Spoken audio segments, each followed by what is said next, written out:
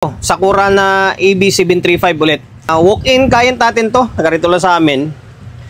Ang issue daw, kaya din narito sa atin ay may pumutok daw or may umusok. And then ito, upon checking, pagbukas ko yan, umusok nga talaga. Yan. Resistor. Dito na side. Kapag nakaharap sa'yo, nasa left side siya. Sa gitna, kabilang side parang wala naman. Kapag ganyan na umusok yan, malamang sa malamang may sira na output yan.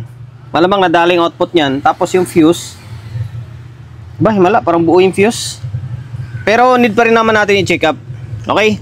Inulit natin, pasensya na. Integrated muna yung mga entry natin ngayon dahil natatambakan tayo ng integrated. Kaya need natin gumawa. Need natin ng content. Diba? Kailangan natin balansihin to. So ngayon, gagawin natin ay, ito, baklasin na muna natin agad to. Diretsuhan na or mabilisang video lang ito. Tanggalin muna natin tong board para na-troubleshoot natin. Malaman natin kung dito lang sa amplifier stage ang problema or sana yung control buo pa. Baklas ko na yung board niya. Okay, mamaya na lang natin to bugahan ng compressor. Ito yung umusok ko. Value nito. Yun lang, hindi natin alam ang value nito. May naka-indicate to sa ilalim kaso mukhang nasunog na rin. Pwede naman sa kabilang side. May makuhanan naman tayong idea dyan. Baka ano kaya value niyan? Okay, 470. Ay hindi, 220. Parang 220 ohms eh. Ito, 220. Ngayon, dahil may umusok yan, nung una yung check nyo dito, siyempre fuse. Na-check ko na buo. Pero pakita ko na rin sa inyo. Dapat kung may shorted na output or may nasira na output, dapat ma-open to dito eh. Pero ito buo. Wala, mahina na yung battery ng tester natin. Buo siya oh. Ibig sabihin buo yung fuse, matibay yung fuse, mahina yung pyesa. Okay, nasira ito.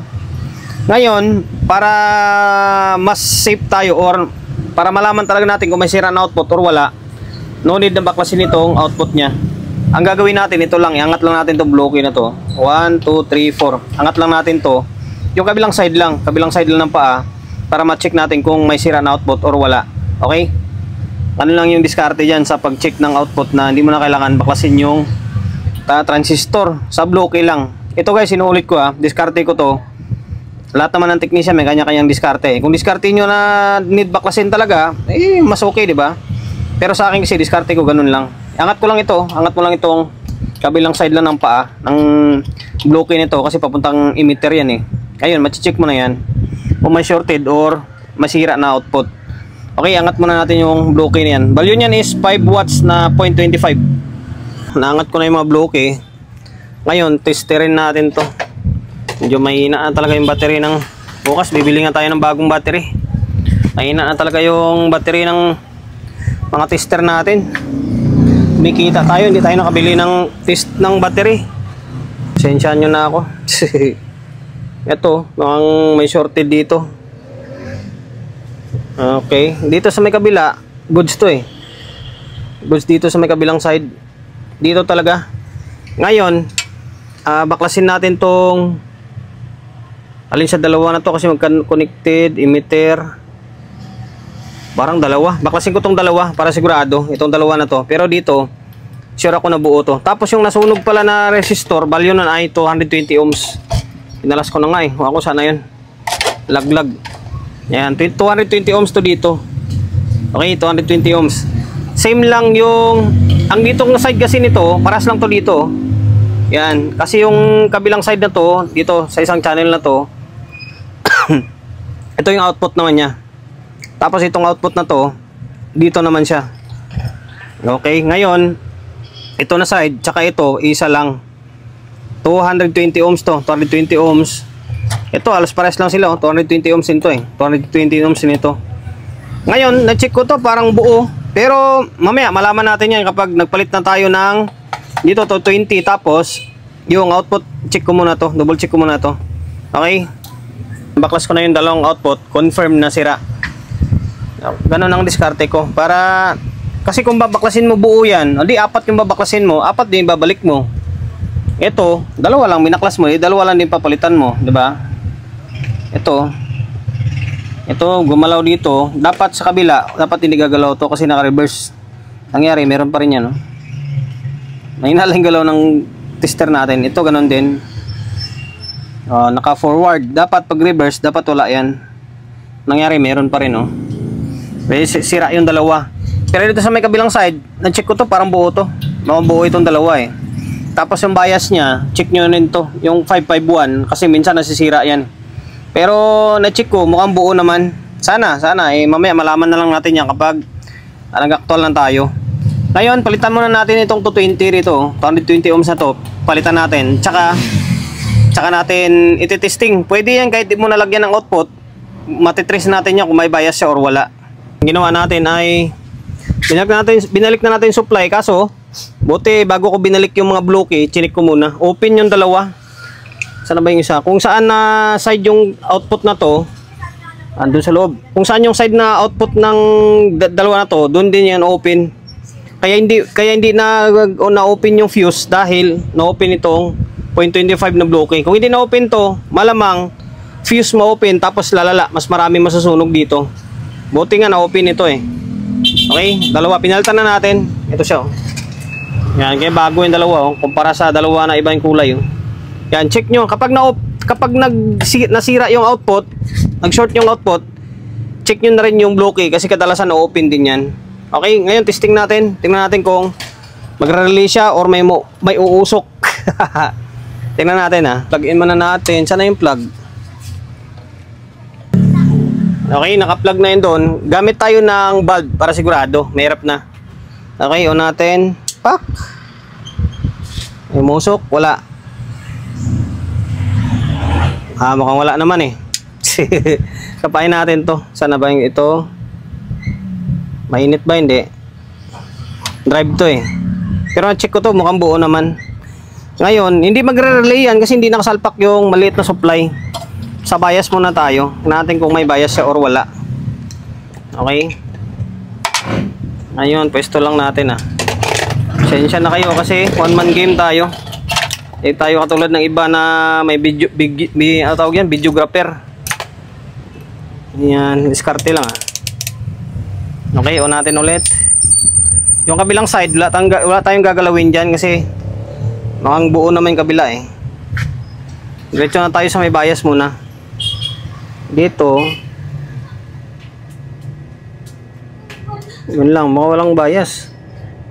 Or, tester natin, baka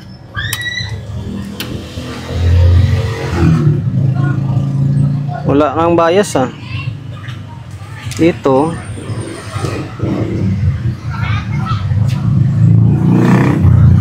yun lang, walang bias. Double check naman natin. Bakit wala siyang bias? Baka mamaya walang. Teka lang ah. Okay, kailangan nang bumili ng battery. Dalawang tester ko dito na kay paring Rico, mahina na rin battery. Yung isa kong tester, mahina na rin. Ito, nag-iingalo rin tong digital ko eh. Putik na yan. Hindi, nagtaka ko bakit walang bias, walang voltahe lumalabas. Mahina pala yung battery. Ngayon, digital gamitin natin. Wala na, sobrang hina na ng battery niya. Okay, naka-on na yan. Nang mahal-mahal kasi ng battery. Ano ba yan? Okay, dito tayo. Saan ba? Makikita ba? Dito. Dito natin. Ay, nako. Solid G talaga, oh. Dito, hindi makikita. Paano ngayon yan? Okay, dito na nga lang. Dito. O, ayan, may 0.3. 0.3 siya. 0.3. Ayan, 333. Nasa 0.3 yan. Dito. O, nasa 0.3. Tapos dito yung may output. O, nasa 0.3. Same lang din. Kita naman sa camera natin, oh. Dito. O, same lang. Tapos dito sa may kabilang side, kung di natin ginalaw, o, same lang. 3.3. 0.3 tawag dyan. Nasa 0.3 tawag dyan. Dito. Dito, nag-NRT pa to dito. Hindi mabaon na. Ayan, 0.3. Okay, normal na. Normal na yan. Ang nasira lang, yung dalawang output, dalawang bloke, tapos yung 220 ohms. Dito, pinalitan natin yan, 220 ohms. Ito. Ngayon, pwede mo nang palitan ng kanyan output. Diba? Kita nyo naman kanina, gumana naman kahit na wala siyang output. Dalawa. Okay? Palitan natin ng output tapos diretso audio na tayo. Sana yun lang yung problema niya. Okay? Okay, nagpalit na ako ng output ha. Ano? Para na kasi nag-aabol ako, pauwi na tayo eh. Mamaya ako nang alinisan to. Para bukas, iba naman gagawin natin. Nagpalit na tayo ng output ha. A1943 yan. A1943. Ngayon, on natin. Walang ilaw. Walang umusok. Okay, nag-relay siya oh. Nag-relay. Patayin natin ulit. Yan. Okay, nagre-relay siya. Okay, normal na yan. Ngayon, maglalagay tayo ng audio. Maglalagay tayo ng speaker and then audio input para malaman natin kung may audio na siya or may audio na siya. Sana may audio na siya. Gulo, di ba? Kasi pauwi na tayo. Umuulan, oh. Inantay lang natin na tumilay ulan para makauwi na tayo. Naglagay na ako ng speaker. Sakto, tumila-tila na yung ulan. Ito, dalawa. Yung dalawang mid-high natin na yun, oh. Okay, tapos yan, ano ba tawag yan? Yung RCA. Naka CD yun eh. Input A, CD. Okay, laptop natin gumagana. On natin. Yan, magatik ng relay. Ngayon, lipat natin sa CD kasi naka CD siya. Naka MP3 pala siya. Pag MP3, yung gagana dyan ay yung, kung may Bluetooth ito, naka Bluetooth siya. Or dito sa may mga SD card niya, lipat mo siya sa may CD. Okay? Naka-play laptop natin. Ayun oh.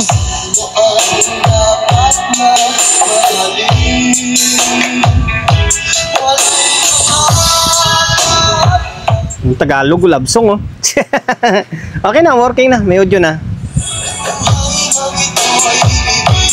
Ang kulang na lang dito ay ibabalik ko yung fan, extra fan niya. Tapos linisan. Ngayon, hindi pa nalinisan to.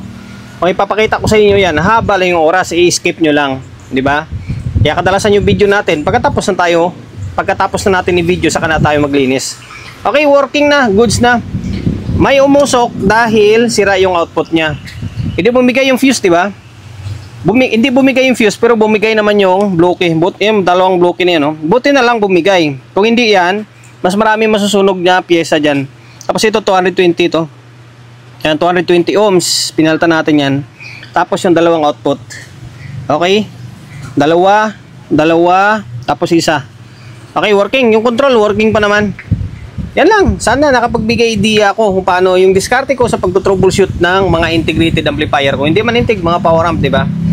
At dahil umabot ka sa punto ng video natin na ito at hindi ka pa nakapag-subscribe, alam ko hindi pa, baka makahingi ng subscribe mo. Pinutin mo yung subscribe, pinutin mo yung bell button, select mo all. Ngayon, pag napindot mo na yan, magiging updated ka sa tuwing may upload ako na video. Nag-upload ako ng video 1 beses, 2 beses kada araw. Okay? Maraming salamat. God bless sa inyo. Peace!